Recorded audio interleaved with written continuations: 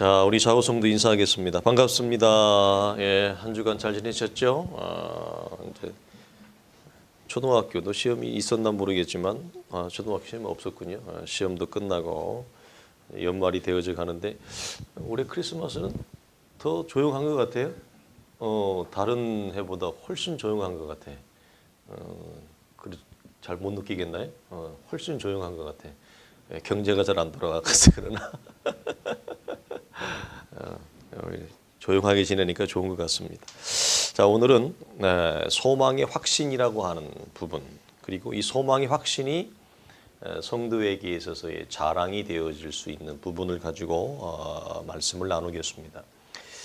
히브리 3장 6절에 있는 말씀을 근거로 하는데, 우리가 예수 그리스도의 은혜로 신앙의 걸음을 시작하고 여러 가지 믿음의 걸음을 우리가 걸어가는데, 우리 속에 원하지 아니하는 신앙적인 후퇴, 침륜, 침체라고 그러죠. 우리 친구들 잘 이해하는 말로 하면 신앙이 다운된 거예요. 신앙이 다운되어져 있거나 침체하거나 침륜에 빠져 있을 경우, 그리고 예수를 믿지만 우리의 신앙적인 걸음이 성령의 은혜와 동행 가운데서 함께하는 힘 있는 걸음으로 나아가지 못하는 성도들이 우리 주변에 적지 않게 많이 있습니다. 그런 분들에게 오늘 말씀은 소망의 확신이라고 하는 부분으로 힘이 되어지고 중요한 말씀이라 할 수 있습니다. 먼저 우리가 오늘 말씀에 보면 그리스도는 하나님의 집을 맡은 아들로서라고 하는 말로 쭉 나오고 제일 하반절에 보면 우리가 그의 집이라는 말씀이 나옵니다. 이 말씀은 우리가 예수 그리스도를 대제사장으로 두고 있는 하나님의 백성이요 자녀들인데, 이 말은 저와 여러분을 지칭하고 있는 거죠. 그래서 우리가 이 말씀은 이렇게 정리할 수 있어요. 예수님은 당신의 백성이요 자녀인 우리를 하나님의 집, 당신의 집으로 만들어가고 있다. 이게 무슨 말이냐면 그리스도를 통해서 우리 안에 구원이 시작되어졌는데, 하나님은 우리의 저마다의 인생, 저마다의 교회를 향해서 하나님은 구원의 설계도를 가지고 있는 거예요. 우리가 집을 지을 때 제일 먼저 하는 게 뭔지 아세요? 건물을 지어 오를 때 설계를 하는 것입니다. 설계를 하는 것 굉장히 중요해요. 설계대로 하지 아니하면 집이 완공이 안 돼요. 그리고 설계대로 하지 아니하면 집이 부실공사가 나서 큰 어려움에 처하게 되어지죠. 그래서 하나님이 우리를 향해서 저마다의 영혼, 당신의 구원의 백성들을 향해서 하나님이 뭘 가지냐면 구원의 설계를 합니다. 근데 구원의 설계, 이게 뭐냐면 구원의 시작이에요. 그래서 우리 안에 하나님이 당신의 자녀들에게 구원의 시작을 하게 하시고 그 기초를 놓으십니다. 그리고 그 기초를 놓으신 이후에, 즉 우리 안에 시작되어진 구원이 우리로 하여금 집이 완공되어지고 건설되어 올라가듯이 저마다의 신앙적인 세움을 하나님이 하세요. 구원을, 이걸 성경은 이루어 간다라고 얘기를 하세요. 그래서 어떻게 보면 우리가 잘 감지할 수 없고 우리가 잘 볼 수 없지만 우리 안에 시작된 그리스도의 구원의 설계, 구원의 시작점이 저마다에 달라요. 어떤 이는 조금 일찍 부름받는 이가 있고, 어떤 사람은 중간에 우리가 복음서에 보면 부름받는 이가 있고, 어떤 사람은 해가 다 질 때 부름받는 사람이 있어요. 그래서 사실 이런 차원에서 보자면 늦게 해질 때에 부름받는 사람은 재미가 없어요. 어떤 의미에서는 복이 있어요? 구원을 얻었다라고 하는 면에서는 정말 큰 구원의 은혜는 뭐 다른 걸로 비교할 수 없지만, 성경에 보면 구원의 은혜 외에 또 다른 면이 있어요. 그게 뭐냐면 하나님의 자녀가 구원을 통해서 이 땅에 이루어가는 하나님의 집에 완성된 완성의 정도가 달라요. 그리고 그러면 아이고 목사님 뭐 예수 믿고 구원만 받으면 되지 뭐 하나님의 우리가 작품으로서 하나님의 집으로서 뭐 완성돼 그것까지 뭐 생각할 수 있겠습니까? 라고 그것까지 생각합니까? 라고 우리가 생각할 수 있지만 사실은 그렇지 않아요. 어떤 면에서 그렇지 않냐면 우리는 보이는 것밖에, 우리는 눈앞에 보이는 것밖에 생각을 못하지만 성경이 보이는 또 다른 면이 있는데 그 성경이 그렇게 많이 우리에게 소개하고 있지는 않아요. 그러나 우리가 하나님의 나라에 가고 난 이후에 우리 안에 시작된 구원의 설계, 구원의 시작이 저마다 다르다고 그랬죠. 시작의 정도가 다른데 그 이후에 우리 속에 이루어진 하나님의 집의 정도, 신앙의 완성의 정도에 따라 하나님의 나라에 우리가 들어갔을 때에 가지는 하나님의 나라의 통치의 정도가 달라요. 성경이 분명히 보이는 거예요. 예를 들어서 예수님의 12 제자 가운 그들은 주님이 뭐라고 말씀하시죠? 이들은 장차 하나님의 집에서 뭐죠? 하나님의 12 주님의 보좌 옆에 있어서 이 세상을 심판하는 권세를까지도 그들에게 주는 통치의 권세가 주어져요. 이런 면에서 달라요. 어떤 사람은 늦게 구원받는 사람은 뭐냐? 그냥 간신히 구원만 얻은 거예요. 그래서 성경에 보면 이런 표현을 뭐라고 얘기하죠? 저들은 불 가운데서 간신히 건짐을 받는 자니라. 불 가운데서. 그리고 또 하나 표현이 나와요. 저들은 부끄러운 구원에 처하게 될 것이다. 전혀 달라요. 그래서 하나님의 나라에 우리가 예전에 어떤 간증들을 이렇게 우리가 듣게 되어지면 이런 거 있었어요. 우리 어린 친구들은 잘 모르겠지만 어떤 분들이 뭐 기도하시다가 아니면 하나님의 은혜 가운데 천국을 보고 왔다. 뭐 그런 우리가 좀 조심해야 될 부분들인데 매우 은유적인 표현이라는 건 뭐냐면 그림적인 언어로 하나님이 많이 보여주시기 때문에 잘 조심해서 분별해서 봐야 되는데 어떤 분들은 죽어서 보니까 갔다 와 보니까 어떤 사람의 집은 뭐예요? 막 기와집처럼 막 대굴처럼 집이 큰 거예요. 기와집 왜 그렇게 하나님이 보였냐면 예전에 나이 많았던 사람들 어른들의 성도에는 기와집은 뭐예요? 권력과 힘과 부의 상징이었거든. 그들의 세계관 속에서. 그런데 초가집은 뭐예요? 아주 가난한 사람들이 사는 집이었어요. 목사님 어릴 때도 농촌에 가면 초가집이 있었거든요. 도시에는 없었지만 농촌에 가면 초가집은 뭐냐면 가난하고 힘없는 사람들의 상징이었어요. 대골 같은 집은 권력과 부를 가지고 있는 사람. 뭐가 달라요? 살아가는 권세와 통치력과 레벨이 달라요. 그런데 하나님의 나라는 영적인 나라이기 때문에 물질적인 것으로 구분하지 않습니다. 그런데 어떤 성도는 가서 보니까 이 땅에서 예수 굉장히 잘 믿는 것 같아서 하나님 나라 가서 봤더니 집이 뭐예요? 정말 초가집처럼 되어져 있고 어떤 성도는 뭐냐면 이름도 없고 빛도 없고 조용히 예수 믿어서 사람들이 저 사람은 뭐 예수 잘 별론갑다.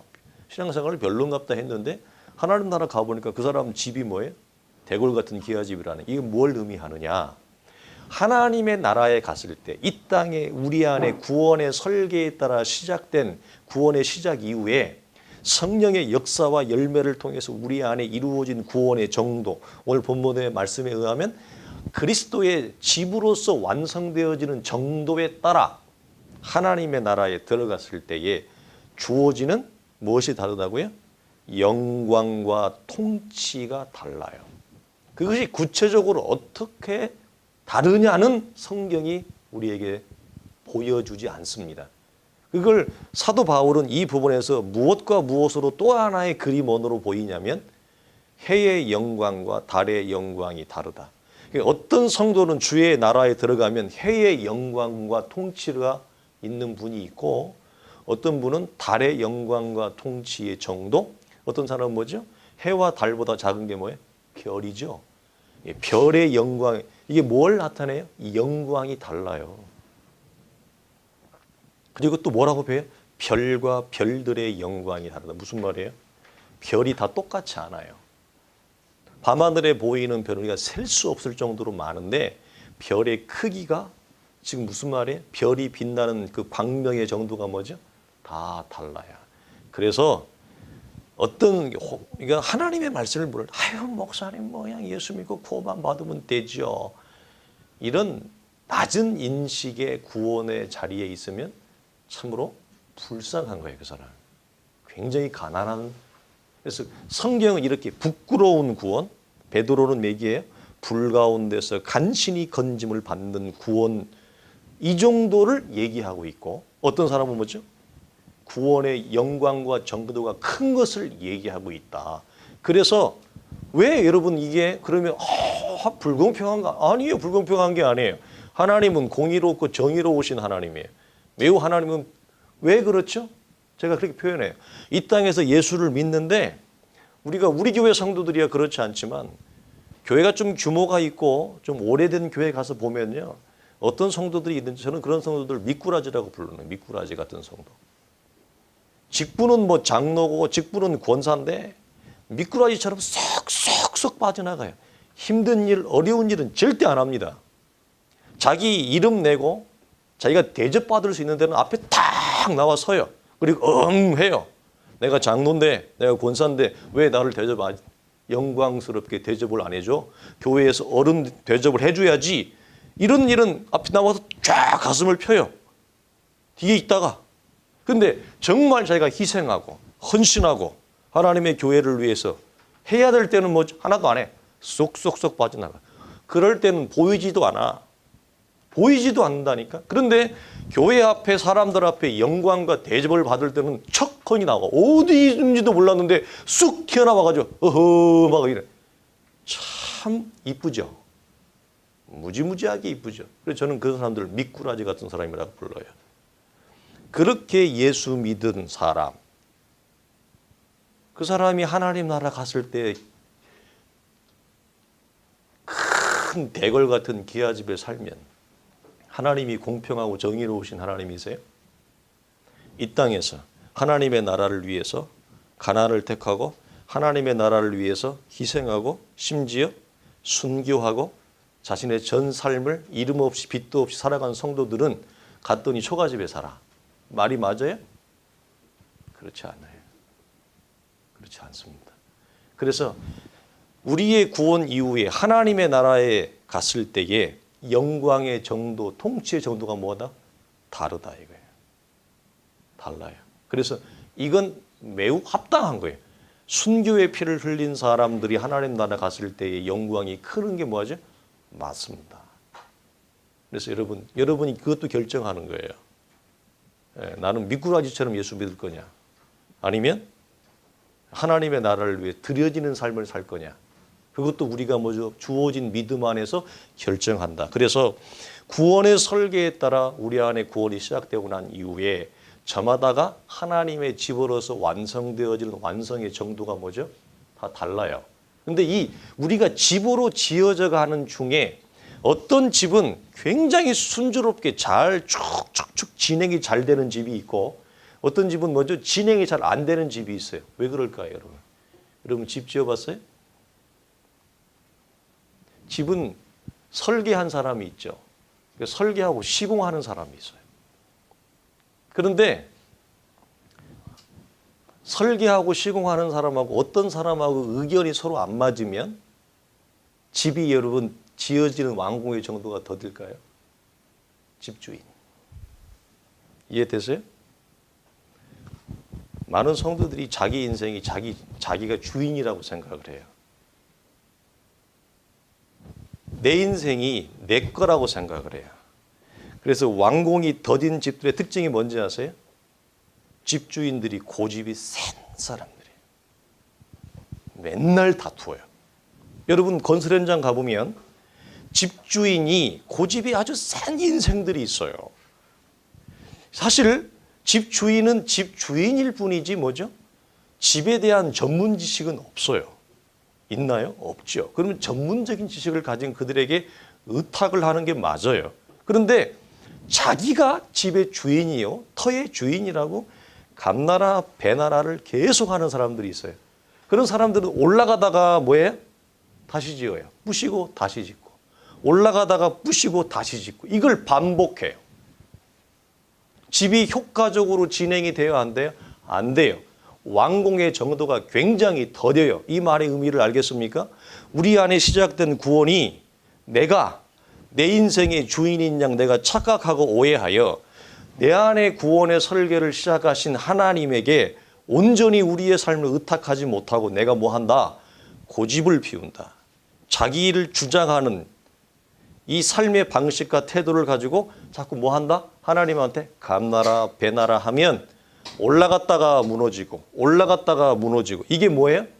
반복되어져요. 이걸 에베소서에서 사도 바울이 뭐라고 얘기한다? 이것이 세월을 낭비하는 것이요. 이 세월을 낭비하는 걸 뭐라고 그런다? 방탕한 것이다. 이렇게 얘기해요. 왜 방탕한 거예요?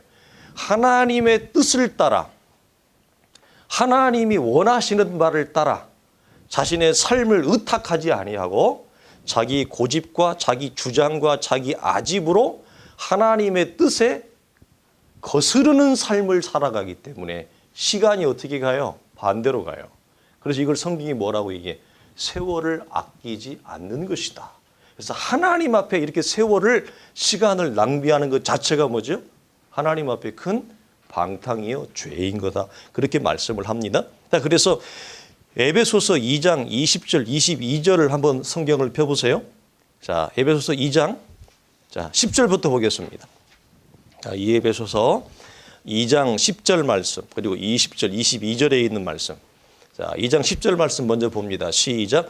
우리는 그의 만드신 바라 그리스도 예수 안에서 선한 일을 위하여 지으심을 받은 자니 이 일은 하나님이 전에 예비하사 우리로 그 가운데서 행하게 하려 하심이니라. 자, 20절 22절 너희는 사도들과 선지자들의 터 위에 세우심을 입은 자라 그리스도 예수께서 친히 모퉁이 돌이 되셨느니라. 그의 안에서 건물마다 서로 연결하여 주 안에서 성전이 되어가고 너희도 성령 안에서 하나님의 거하실 초소가 되기 위하여 예수 안에서 함께 지어져 가느니라. 아멘. 제일 마지막에 뭐죠? 하나님 거하실 초소가 되기 위하여 예수 안에서 함께 지어져 간다. 그래서 우리는 하나님이 우리 안에 시작된 구원의 설계에 따라서 우리는 이게 잘 보이지 않지만 신앙이 우리가 선명하고 분명한 분들은 뭐죠? 우리를 지어가고 있는 하나님의 일하심을 뭐죠? 볼 수 있기를 우리는 원하는 거예요. 그래서 내 인생을 내가 막 가지고 주장하지 않고 하나님이 내 인생을 효과적으로 지어져 갈 수 있도록 뭐죠? 그분 앞에 내 삶을 의탁하는 거 굉장히 중요하죠. 그래서 우리가 하나님의 집이 되어지기 위해서는 우리 차원에서 할 것이 있는데 그것은 뭐냐면 하나님이 나보다 나를 더 잘 아시고 내 집을 너무나도 아름답고 곱고 이쁘고 좋게 하나님이 뭐하여 지으실 거라고 하는 뭐죠? 그 소망을 가지고 있어야 돼요. 내가 짓는 집보다 하나님이 짓는 집이 훨씬 더 좋다고 하는 것을 뭐 해야 돼요? 인정하고 의탁하는 게 좋아요. 근데 우리가 이 경계와 선을 참 지키기가 어려워요. 이 경계와 선을 우리가 붙잡기가 참 어려워요. 그래서 오늘 자 본문 14절 히브리서 3장 같은 본문 14절을 보면 우리 차원에서 우리가 해야 될 것이 있다. 이건 뭐냐? 자, 이건 히브리서 전체의 권면의 말씀 중에 핵심적인 말씀인데 3장 14절을 보면 자, 우리가 시작할 때에 확신한 것을 끝까지 견고히 잡고 있으면 그리스도와 함께 참여한 자가 될 것이다. 이렇게 얘기를 해요. 이것은 나보다 내가 짓는 집보다 하나님이 짓는 집이 훨씬 좋다고 하는 것을 뭐죠? 인정하고 그걸 우리가 의탁하는. 그래서 그것이 우리에게 무엇이? 소망의 확신이요. 그것이 더 나아가서 뭐냐면 내 안에 영적인 자랑과 자긍. 지금 하나님이 나를 지어져 가고 있는 내 인생을 짓고 있는 것이 뭐죠?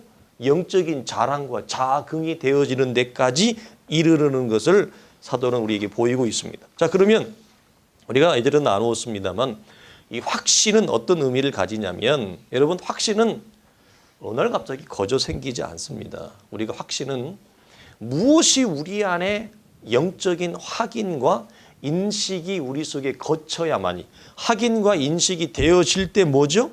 우리 안에 무엇이 생겨요? 확신이 생겨요. 우리가 가지는 확신은 대부분 감정적이에요.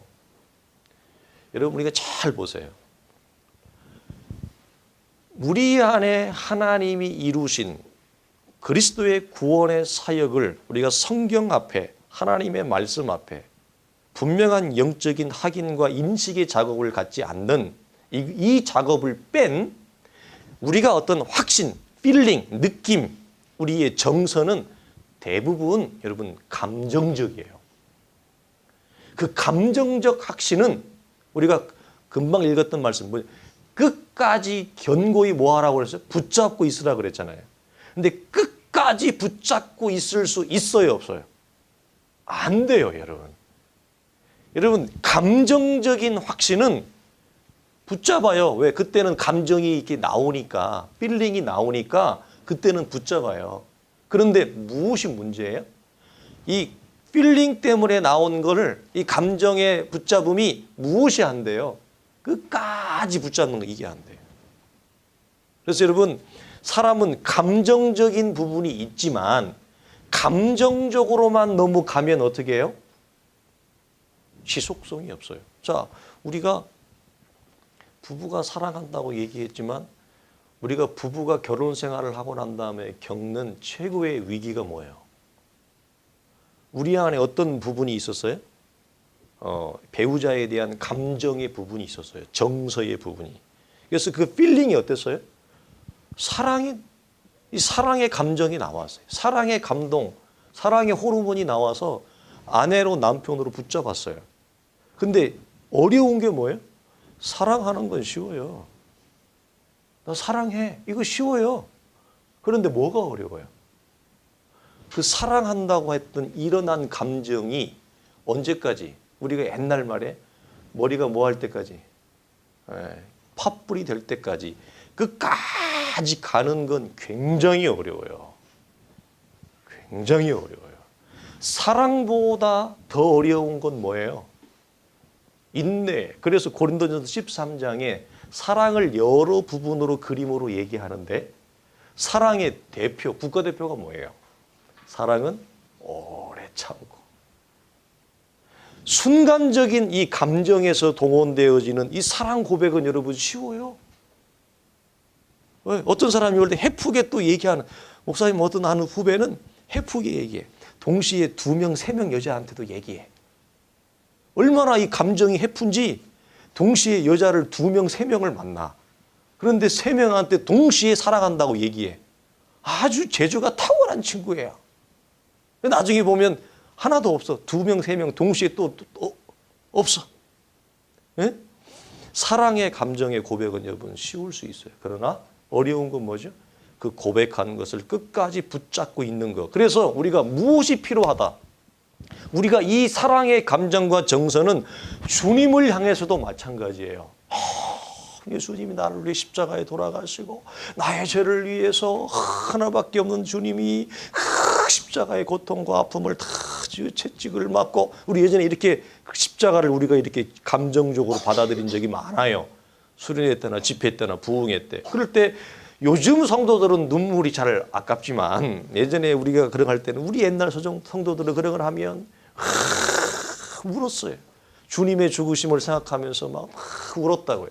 예? 그리고 성찬식 할 때도 성찬식 하기 전에 주님의 몸과 떡을 우리가 먹고 마실 때 할 때 예전 성도들은 성찬식 할 때도 막 울고 그랬어요. 요즘은 거의 안 웁니다. 우는 사람이 이상해요. 요즘은 성찬식 할 때 우는 사람이 없어요.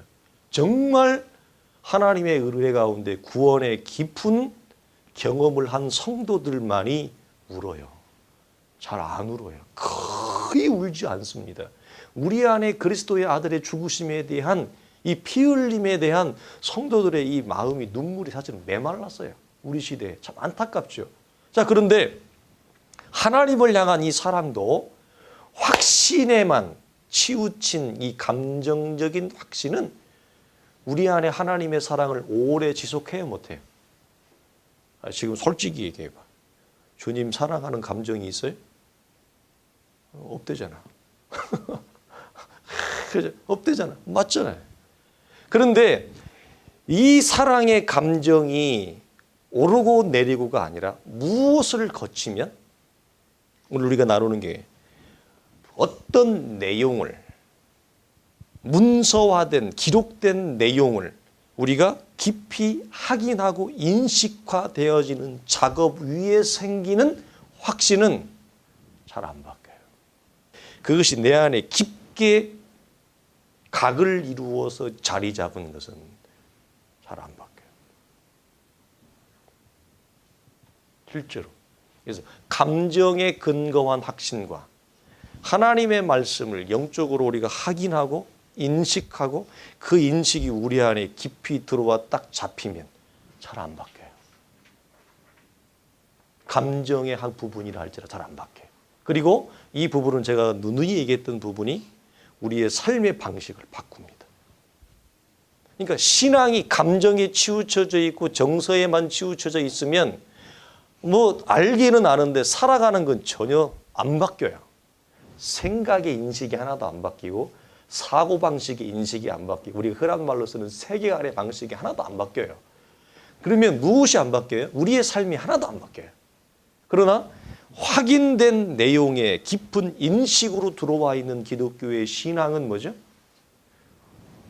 우리의 오래된 사고방식, 오래된 삶의 방식, 하나님에게 거슬르고 하나님에게 대항하고 하나님에게 저항하고 충돌하는 사고와 삶의 방식을 뭐죠? 뜯어 고쳐버려요. 바꿔줘 버려요. 그래서 지식에까지 새롭게 함을 받은 자니라. 지식이 눈에 안 보이잖아요. 지식이 보여요? 안 보여요. 그러나 보이지 않는 부분까지 뭐 한다는 거죠? 골로새서에서 새로워진다. 무엇이? 우리 안에 구원의 설계를 깊이 확인하고 깊이 인식하면 보이는 부분과 보이지 않는 부분까지 뭐죠? 바뀌는 거예요. 바뀌어. 근데 이게 왜 안 바뀌냐고요? 믿는데 내 안에 무엇이 없어요? 신앙이 굉장히 정서적이고 감정적으로만 확신을 가지고 있고 복음이 보인 내용을 뭐죠? 깊이 인식하고 확인하는 작업이 없어요. 그 깊은 확인과 인식을 하고 나면 무엇이 오냐면 우리 안에 충만한 그 무엇이 와요. 그걸 오늘 성경은 뭐라고 얘기하냐. 자, 에베소서 3장 12절, 13절 말씀 보세요.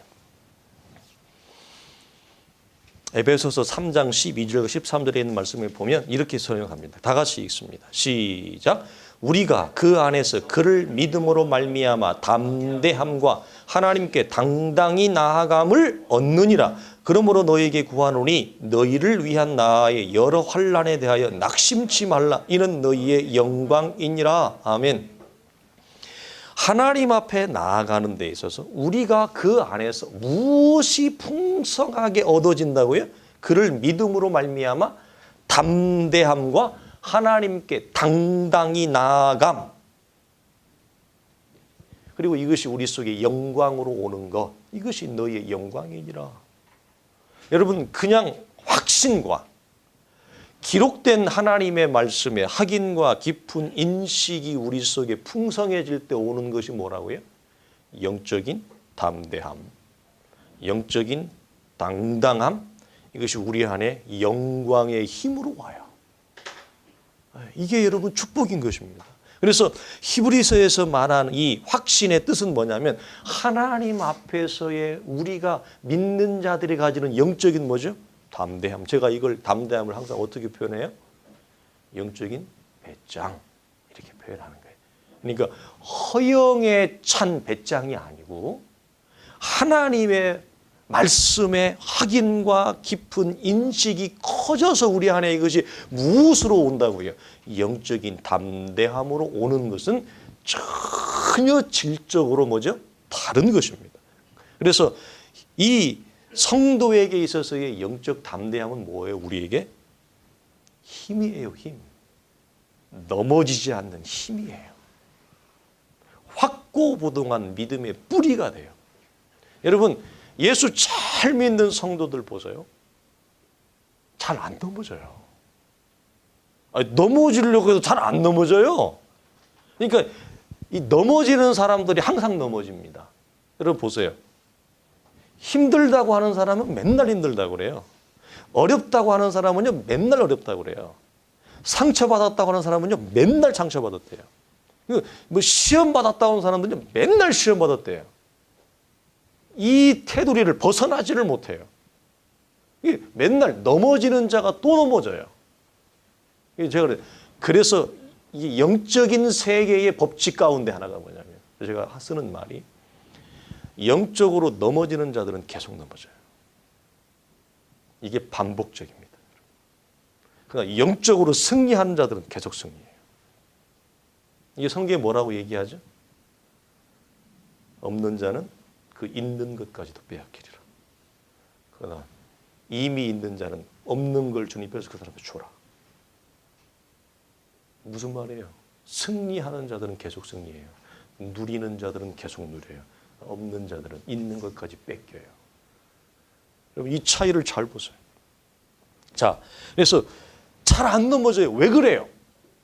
그 사람의 믿음의 뿌리가 하나님 앞에 확고해요. 왜 확고해요? 그리스도께서 우리를 이루어 가시는 이 구원의 깊은 설계에 그들은 분명한 영적 확인과 인식을 통해서 확고부동한 견고한 좌로나 우로나 흔들림이 없는 영적인 힘을 여기서 뭐죠? 두고 있기 때문에 그래요. 다릅니다. 자, 예수 그리스도께서 이루신 복음과 구원의 경륜, 예수님의 사역과 인격을 얼마나 풍성하게 깊이 인식하고 아느냐, 이 알매 정도에 따라, 자, 그래서 예전에 우리가 나온 이 알매 정도, 이 인식의 정도는 단순한 이성적인 지식과 정보를 기초로 하지 않는다. 그래서 단순한 이성과 지식의 정보 위에 있는 사람들은 절대로 여러분 이 상태로 나아가지 못. 그래서 이 알매 정도에 따라 방대함이 풍성한 성도가 있고 빈약한 성도가 있다. 그래서 예수 그리스도는 모세처럼 하나님의 집의 종이 아니었습니다. 예수 그리스도는 하나님의 집을 맡은 자였습니다. 그리고 아들이었습니다. 총공사 감독이었어요. 자, 우리가 이 모세와 주님을 비교할 때 모세는 하나님의 집을 맡은 자도 아니었어요. 총공사 감독자도 아니었어요. 잠시 어떻게 보면 임시직으로 부름받은 사람이었어요. 모세는. 그런데 임시직으로 부름을 받은 모세도 하나님의 집을 위하여 그렇게 전 생애를 다해서 뭐 했다? 충성했어요. 그래서 주님이 모세를 향해서 언급하는 말은 보면 가슴이 찡합니다. 얼마나 모세가 하나님의 집에 하나님의 집의 사원으로서 충성했는가는 그 말씀을 보면 모세의 신실함과 모세의 충성심을 우리가 확인할 수 있어요. 그런데 히브리서가 보여주는 게 뭐예요? 주님과 모세를 비교하면서 그런 모세지만, 훌륭한 모세지만 그런 모세와 주님은 그 격차가 뭐죠? 메꾸어질 수 없는 간격을 가지고 있다. 그런 위대한 모세로 쓰임 받았지만 주님은 그런 모세와도 뭐죠? 견줄 수 없는 분이다. 이걸 보는. 그러면 우리가 여기서 무엇을 받아요? 임시직으로 부름을 받은 모세도 하나님의 집에 그렇게 하나님의 집을 이스라엘을 세우기 위해서 그렇게 신실하고 영적 책임을 다했다면 이 집을 전체를 맡고 있는 총공사 감독이고 이 집의 영적 총총괄 책임자인 예수님은 그 신실함과 충성도가 모세보다 작겠느냐 이거예요. 모세와 견줄 수 없는 뭐죠? 더 큰 영적 책임감을 가지고 하나님의 집에 신실하게 사안으로서 충성했다. 그 충성의 정도가 뭐예요? 자신이 가지고 있는 모든 신적인 권위와 영광을 다 내어버리고 우리를 죄와 사망에서 건져내고 하나님의 생명과 영광에 이르기 위하여 그분의 모든 것을 내어놓으신 그 신실함과 충성을 얘기하는 거예요. 이걸 뭐 하는 거예요? 우리가 하나님의 말씀 안에서 깊은 확인을 하는 거죠. 이 확인이 우리 안에 깊은 인식을 불러일으키고 이 인식은 우리의 영적인 풍성한 담대함과 영적인 당당함으로 나를 바라보면 보잘것이 없고 나를 바라보면 아무 쓸모가 없는 거지만 나를 하나님의 집의 구원의 완성으로 부르신 그분이 이렇게 나를 위하여 뭐한다? 오늘도 영적인 신실함과 영적인 충성으로 나를 끝까지 놓지 않고 붙들고 지으시고 만들어 가시는 하나님의 이 신실함, 이게 뭐죠? 우리의 소망의 확신이요 자랑이라는 거예요. 이것이 우리 안에 어떻게 들어와 있느냐에 따라서 어떤 사람은 어려워도 믿음으로 잘 걸어가고 어떤 사람은 힘들어도 오늘도 소망을 가지고 나를 이루시고 나를 완성시키시고 나를 만들어 가실 하나님의 그 위대함 앞에 뭐죠? 오늘도 한 걸음 한 걸음 믿음으로 나아가는 자가 있고 어떤 사람은 뭐죠? 끈뜨가면 오른쪽으로, 끈뜨가면 왼쪽으로, 끈뜨가면 앞으로, 끈뜨가면 뒤로 넘어지다 인생 볼일 다 와. 넘어지다 인생 볼일 다 본다고. 맨날 반창고 붙여, 소독약 바르느라고 인생 볼일 다 봐. 그게 세월을 낭비하는 거예요. 그게 어디서 와요? 내가 잘나서 오는 게 아니라 우리 안에 그리스도께서 이루신 이 그리스도의 인격과 사역의 충만함 가운데 우리가 거할 때 비로소 이것이 우리 안에 뭐지? 영적인 담대함과 힘으로 온다. 그래서 우리가 3장 1절에 주님께서 뭐라고 말씀하냐? 예수를 뭐하라? 히브리 저자는 깊이 생각하라 그랬어요. 이런 차원에서 나보다 내 인생에 더 큰 책임과 신실함을 가지고 계신 나를 이루실 그 주님을 뭐라고요? 그러므로 우리의 뭐라고 얘기한다? 믿는 도리의 사도이고 대제사장이신 예수를 뭐하라? 깊이 생각하라. 깊이 인식하라. 그래서 우리가 우리의 삶에서 하나님의 말씀을 놓고 깊이 묵상하고 깊이 말씀을 우리가 인식하는 작업은 너무나도 소중한 것입니다. 그래서 믿음의 침륜이나 믿음의 정상적인 걸음을 걷지 못하는 자들에게 이 말씀은 우리에게 큰 영적인 타겟이 될 수 있는, 영적인 일어설 수 있는 힘이 되는 겁니다. 그래서 우리가 무엇을 깊이 생각해야 되느냐? 아들이신 예수 그리스도의 죽기까지 우리를 사랑하신 신실하심과 영적 책임, 얼마나 하나님의 집에 그분이 충성스러우셨는가라고 하는 것, 그 신실함과 충성스러움은 뭐죠? 변함이 없고, 우리의 특징은 우리는 잘 변한다는 거예요. 사람은 잘 변해요. 그런데 주님은 우리를 향해서 변함없이 신실하고 변함없이 우리를 충성스럽게 세우셔가요. 이것이 우리의 뭐예요? 소망이에요. 여러분, 우리가 예수를 믿어가면 여러분 잘 오해하지 마셔야죠. 아내와 남편을 사랑하지 말라는 얘기가 아니고 가정을 함부로 하라는 얘기가 아니에요. 여러분의 소망이 뭐예요? 아내예요? 여러분의 소망이 남편이에요? 예수 여러분 다시 생각해 봐야 돼요. 여러분의 소망이 자식이에요? 여러분 다시 생각해 봐야 돼요. 여러분의 소망이 뭐예요? 저는 우리 아내나 우리 자녀들을 이뻐합니다. 갈수록 더 이쁜 것 같아요. 예전보다 더 이쁜 것 같아요. 애들이 커가면서 더 이쁜 것 같아요. 그렇지만 나는 분명히 얘기합니다. 우리의 자녀가 하민이와 하음이가 제 소망이 아닙니다. 사랑하는 아내가 소망이 아닙니다. 이건 아내도 동일하게 저한테 갖기를 원해요. 우리 자녀들도, 우리 하민이 하음이들도 마찬가지. 너희의 소망은 아빠 엄마가 아니에요. 나의 소망은 뭐예요?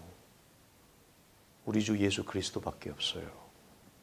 이 땅에 걸어가는 모든 성도들에게 소망이 뭐예요? 주님이세요. 그렇다고 우리가 자녀를 사랑하지 않는 거 아닙니다. 이뻐합니다. 갈수록 더 이쁜 것 같아요, 아이들이. 그렇지만 그 마음은 변함이 없지만 나를 하나님의 사람으로, 하나님의 영광으로 나를 완성시킬 분은 뭐죠? 주밖에 없어요. 주밖에 없어요. 이것을 분명히 확인을 합니다. 이런 차원에서 우리의 소망이요, 담대함이요, 자랑까지 되는 거예요. 이 소망이 확신과 자랑으로 가는 거예요. 그래서 성도에게는 뭐죠? 영원한 절망과 좌절이 없어요. 부분적이고 일시적인 좌절과 넘어짐만 있을 수 있어요. 왜? 나를 일으켜 세우시는 그분이 계시기 때문에, 나를 세우시는 분이 계시기 때문에 우리는 뭐죠? 영원히 널브러져 있을 수 없다는 거죠. 우리 이것을 확인을 합니다. 로마서 8장 우리 한번 다 같이 읽고 말씀을 마치겠습니다. 로마서 8장 우리 너무 잘 아는 말씀. 자, 8장 31절 37절에 있는 말씀. 자, 같이 우리 읽습니다. 시작. 그런즉 이 일에 대하여 우리가 무슨 말하리요? 만일 하나님이 우리를 위하시면 누가 우리를 대적하리요? 자기 아들을 아끼지 아니하시고 모든 사람을 위하여 내주시니가 어찌 그 아들과 함께 모든 것을 우리에게 주시지 아니하겠느냐. 누가 능히 하나님께 택하신 자들을 고발하리요. 의롭다 하신 이는 하나님이시니 누가 정죄하리요. 죽으실 뿐 아니라 다시 살아나신 이는 그리스도 예수시니 그는 하나님 우편에 계신 자요 우리를 위하여 간구하시는 자시니라. 누가 우리를 그리스도의 사랑에서 끊으리요. 환난이나 곤고나 박해나 기근이나 적신이나 위험이나 칼이랴. 기록된 바 우리가 종일 주를 위하여 죽임을 당하게 되며 도살을 당할 양같이 여김을 받았나이다 함과 같으니라. 그러나 이 모든 일에 우리를 사랑하시는 이로 말미암아 우리가 넉넉히 이기느니라. 아멘. 우리의 삶에 넉넉히 이김을 주시는 주분을 찬양합니다. 기도하겠습니다. 하나님 아버지 감사합니다. 우리의 삶을 바라보고 우리 안을 바라보고 내 자신을 바라보면 하나님 절망입니다. 하나님 좌절입니다. 얼마나 못났고 얼마나 악하고 얼마나 고집불통이고 자기밖에 모르고 나밖에 모르고 내가 좋아하는 것밖에 생각하지 못하는 하나님 참으로 소망이 없는 하찮은 인생에 불과하지만 나를 그리스도 안에서 구원을 시작하게 하시고 그 하나님의 거룩한 나라의 집으로 부르시고 나를 하나님의 집으로 세우시고 완성시켜 가시는 하나님의 아들이신 예수 그리스도를 우리가 묵상하며 그분을 깊이 생각한다면 우리에게는 소망의 빛이 비치고 소망이 생기고 우리 안에는 영적인 확신과 담대함이 생겨서 이것을 자랑하게까지 하나님 하는 자리에까지 나아갈 줄로 믿습니다. 사랑하는 성도들을 붙들어 주시고 우리의 걸음과 우리의 삶의 모든 전 여정을 우리 하나님 긍휼히 여겨 주시어서 우리를 통한 하나님의 아름다운 집을 이루어가는 저마다의 충성스러운 집의 하나님 종으로서 또 주님께 전 삶을 의탁하는 하나님의 아들로서 자녀로서 걸어가는 소망이 충만한 그리스도인들이 되게 하여 주옵소서. 우리 주 예수 그리스도의 이름으로 간절히 기도하옵나이다. 아멘. 이제는 우리 주 예수 그리스도의 은혜와 우리 하나님의 크신 사랑과 성령의 감화감동 역사하심이 그리스도 예수 안에서 부름을 받아 거룩한 하나님의 집으로 지어져 갈 것을 소망 가운데 바라보며 그것이 변함없는 우리의 확신과 영적 자긍이 되기를 원하는 사랑하는 온 성도들의 믿음의 밝은 걸음 위에 이제로부터 영원토록 항상 함께 있을지어다. 아멘.